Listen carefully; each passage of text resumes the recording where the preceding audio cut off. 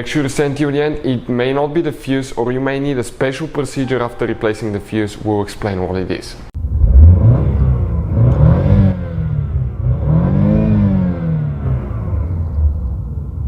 Hey guys, welcome back to Electrical Car Repair Live. Thank you guys for watching and subscribing to the channel. Today will be super helpful video to any of you having a Dodge Challenger.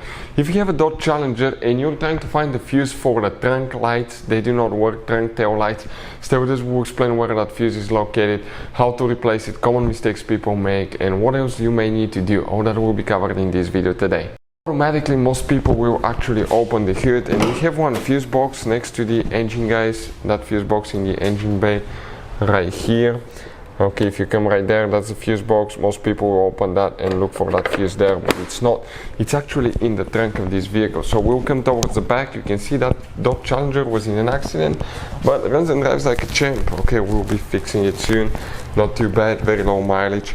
So if those trunk tail lights here do not work, which fuse you need to check? We're going to go ahead, open the trunk, and when you leave the cover here, you will get to the spare tire, car battery, and you have a fuse box here. When replacing fuses, it's recommended actually, guys, to disconnect your car battery for important fuses.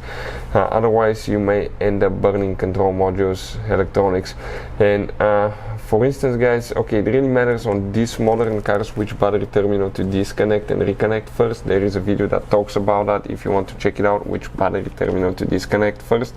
And right here you have the fuse box. You open right like that and pull it out.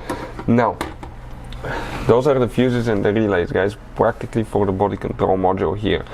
And common mistake people make, they do not test fuses. They assume that they're good or bad. They look through the window and try to guess sometimes. And you cannot always clearly see if the fuse is burned. Sometimes you may think it's a good fuse, but it's actually bad. You put it back in and you will end up spending time and money you didn't have to spend, guys. So we'll put a link to a special video that explains how to test fuses, relays, and where to buy cheap fuses and relays from. Check it out.